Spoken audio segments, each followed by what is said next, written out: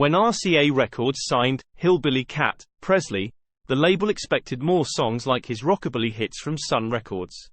Instead, for his first RCA single, Presley recorded this gloomy, downtempo number, co-written by Mae Boren Axton, his former publicist, and inspired by a Miami Herald report of a suicide note that consisted solely of the line, "I walk a lonely street." But what Sun Records founder Sam Phillips called a morbid mess went on to become Presley's first #1 hit and million-selling single. Heartbreak Hotel is a song recorded by American singer Elvis Presley.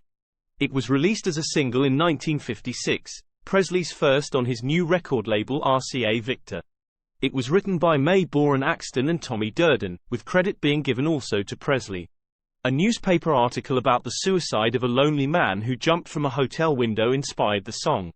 Axton presented the song to Presley in November 1955 at a country music convention in Nashville. Presley recorded it on January 10, 1956, in a session with his band, the Blue Moon Boys, the guitarist Chet Atkins and the pianist Floyd Kramer. Heartbreak Hotel comprises an 8-bar blues progression, with heavy reverberation throughout the track, to imitate the character of Presley's Sun recordings.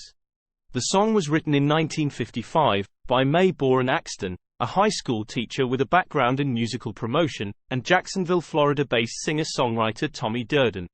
The lyrics were based on a report supposedly in the Miami Herald about a man who had destroyed all his identity papers and jumped to his death from a hotel window, leaving a suicide note with the single line, "I walk a lonely street."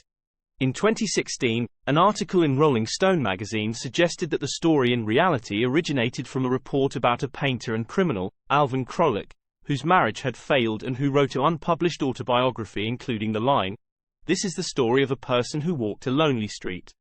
Krolik's story was published in news media, and received further publicity after he was shot and killed in an attempted robbery in El Paso, Texas. On August 25, 1955, the El Paso Times reported Krolik's death under the headline, "Story of Person Who Walked Lonely Street." Axton and Durden give different accounts of how the song was written. Durden's account is that he had already written the song and performed it with his band the Swing Billies before he presented it to Axton. Axton's account is that Durden had written only a few lines of the song and asked her to help him finish it. She says that the report of the suicide stunned her, and she told Durden, "Everybody in the world has someone who cares. Let's put a Heartbreak Hotel at the end of this lonely street." They were interrupted by the arrival of Glenn Reeves, a local performer who had previously worked with Axton.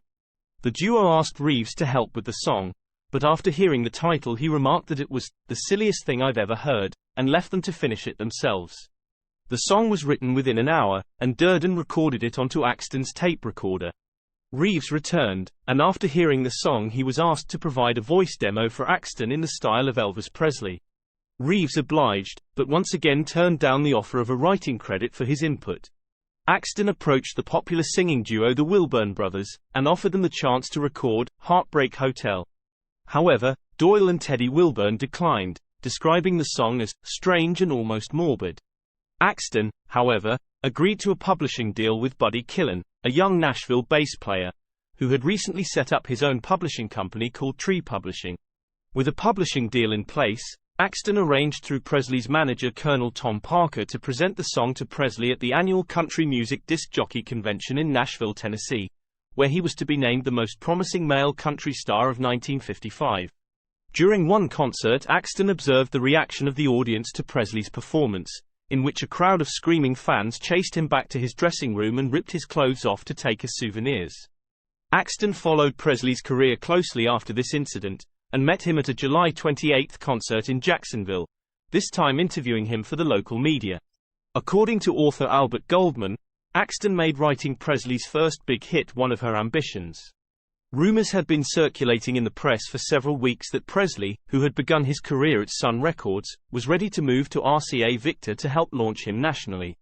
Axton played the demo to him in his room at the Andrew Jackson Hotel on November 10, 1955.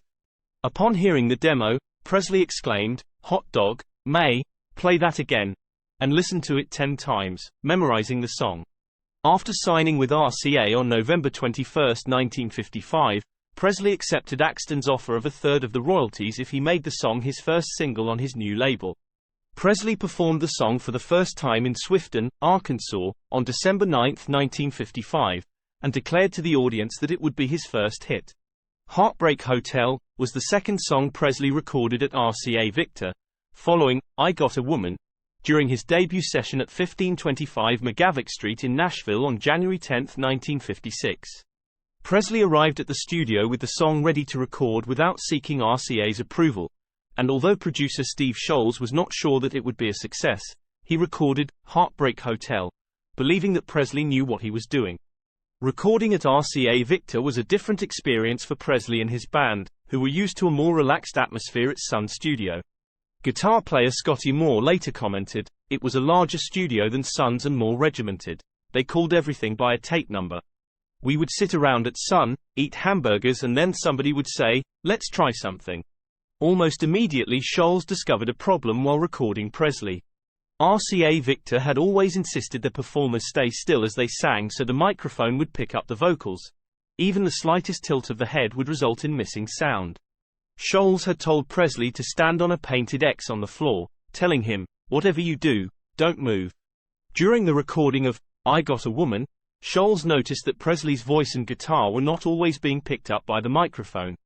Presley explained to Sholes that he had to jump around to sing it right. "It's something that just happens, just a part of the way I sing." Sholes arranged for the whole studio to be remixed so that Presley's voice and guitar could be picked up from anywhere in the studio, and recording continued. Following a suggestion from Presley, Sholes used a hallway at the studio to get an unusual echo for the single. Sholes was attempting to recapture the Sun Records sound, but he was unaware that Sun founder Sam Phillips had used 2 tape recorders and a slight time delay to create it on previous Presley recordings. When Phillips first heard Heartbreak Hotel, he remarked that it was a morbid mess. Most others at RCA agreed, declaring Heartbreak Hotel a terrible choice of song, especially after hearing that the finished recording sounded nothing like Presley's Sun recordings. Internal memos from the time show that every one of RCA's executive corps disliked it so much that one of them insisted, "We certainly can't release that one." In an interview, Durden conceded that he did not recognize his song after Presley had made the changes to it in the studio, including the tempo, phrasing, lyrics, and overall sound. In subsequent recordings, these major modifications to the existing material became a normal procedure for Presley, who took over the role of producer, although Sholes was still credited. Phillips said Sholes was not a producer. Steve was just at every session. The single topped the Billboard Top 100 for 7 weeks, and the country and western chart for 17 weeks, as well as reaching number 3 on the R&B chart, becoming Presley's first million seller, and one of the best-selling singles of 1956. It achieved unheard of feats as it reached the top 5 of country and western, pop, and rhythm and blues charts simultaneously.